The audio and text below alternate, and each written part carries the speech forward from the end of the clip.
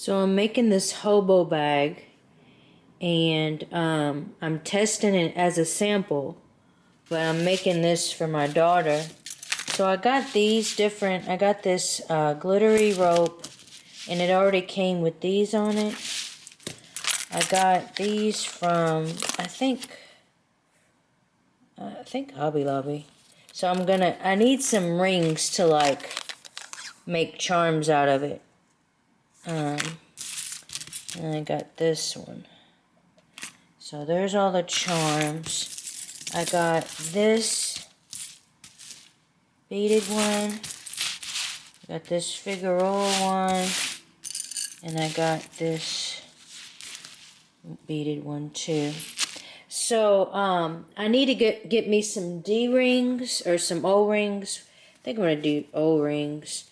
And this is the tab that the O-rings are going to go on. And then I'll figure out how I'm going to do the handles. This right here is like a tab. Snap around the front like that.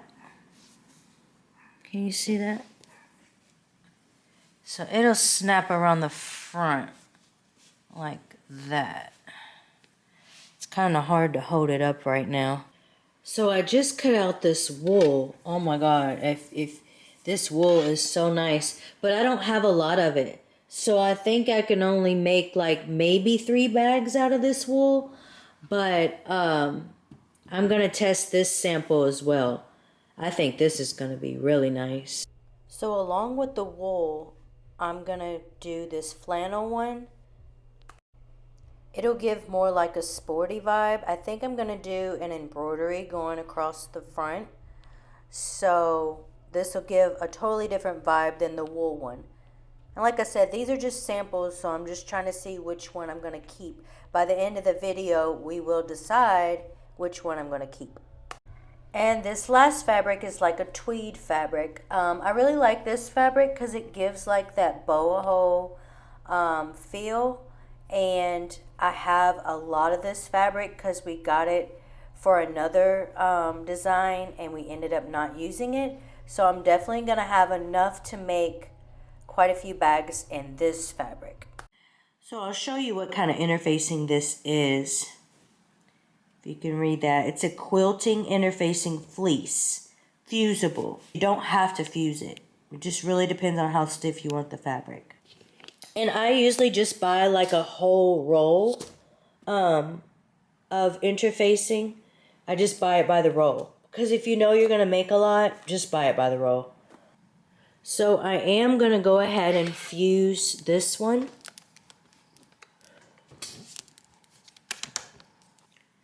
So I definitely love the stiffness that it gives. And it's not, I don't know if you could tell, but it's not that bad of a stiffness. Like it's still gonna give a little bit of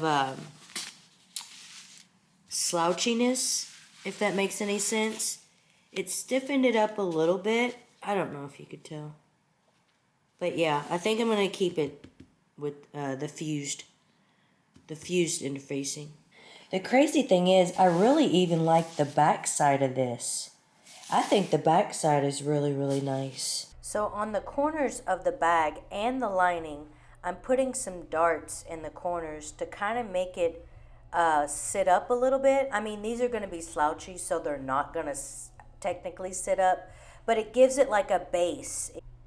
So here are the darts in the corners, and that's what's going to make it sit up a little bit. And you got to put the darts on the lining as well. So these are all the lining pieces.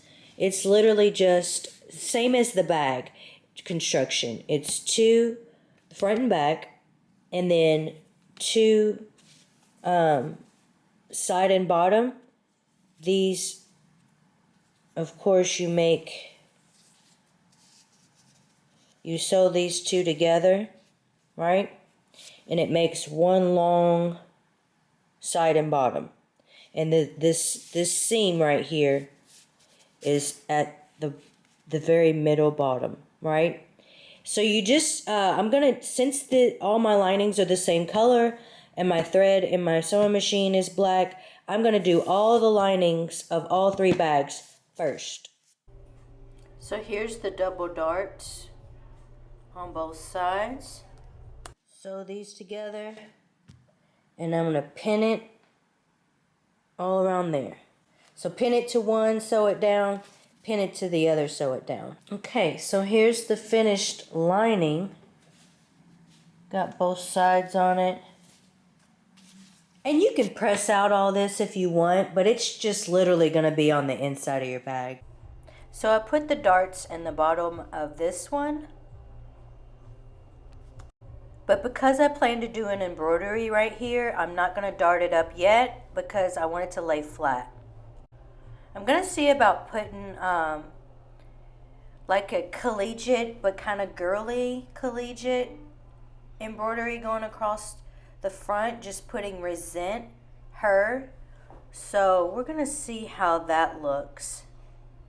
Like I said, if I don't like these, we're not going to keep it. This is just sample making. So let's pop over here to Embrilliance Essentials. And I had bought this lace applique font. I'm not going to treat it as an applique. I'm just going to use the lace and just embroider it right onto the front of the bag. And we'll see how that looks.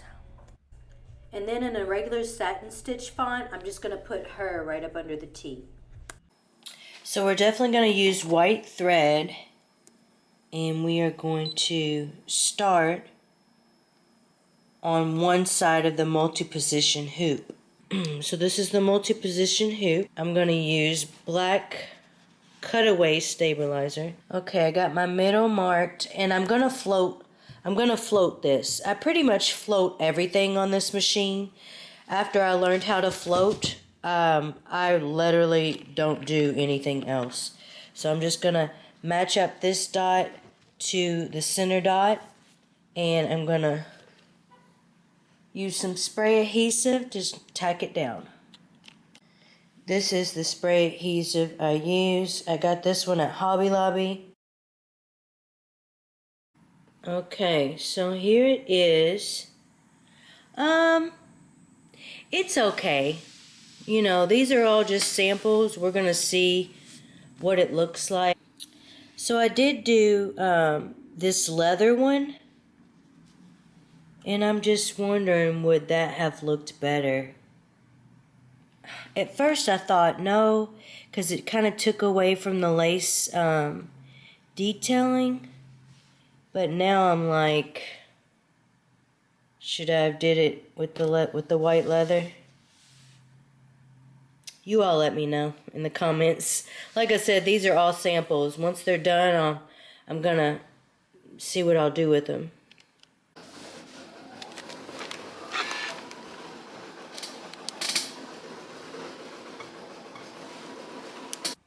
Okay, so that was a good idea. I stuck this roll of stabilizer in the bag so you can kind of see it sitting up. Yeah, it's okay. It's okay. I love the shape of the bag. I'm going to find the right design, like print and everything for it. I just, you know, we're just here to try things out. That's what samples are about. So I'm scrapping this.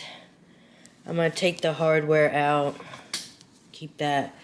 But I don't like it. I don't like it at all. So I'm not going to make a bag out of this.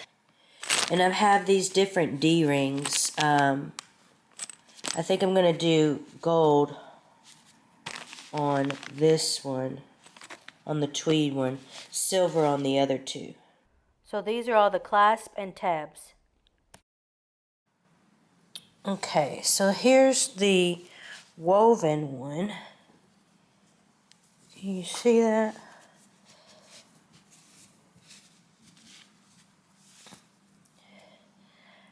I like how it's pretty structured, but still kind of flimsy also. You get what I'm saying?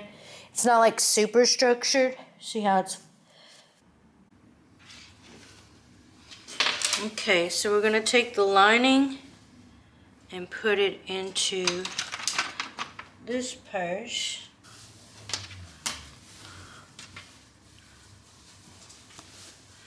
I don't know what the lighting's looking like, you all.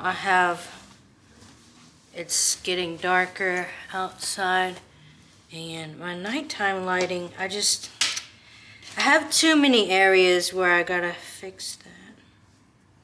Okay. Alright, so you just want to, everything goes down inside of this. And then there's an opening at the bottom. Let me make sure I made an opening. Hold on. Is there an opening at the bottom? Oh, okay. There's not an opening. Okay, well, let me just open it up. If you ever forget to leave your opening at the bottom, you can literally just open it up anywhere. So I'm just gonna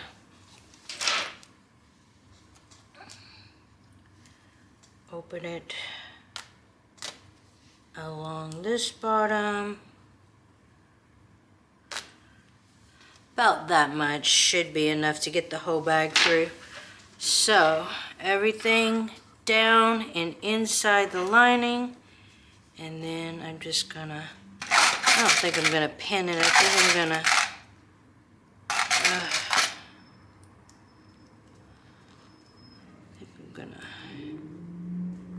use these clips because it's so thick.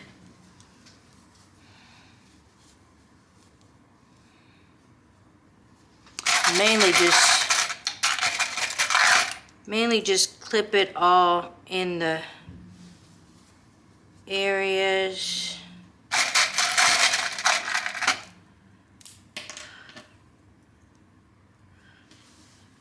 I'm just going to clip it in all 4 of these areas, and then I'll just hold it going around. Okay. And you just want to sew all the way around. I sew at about 5/8 of an inch normally. Yeah, and then we'll turn it inside out. Here it goes. So we just want to pull the bag through the opening at the bottom.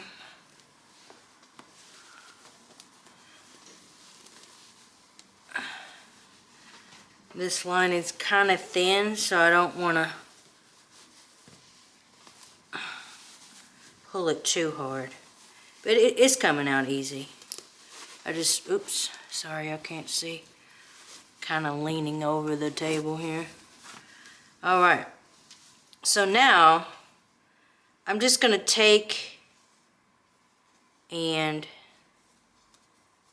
sew this back up.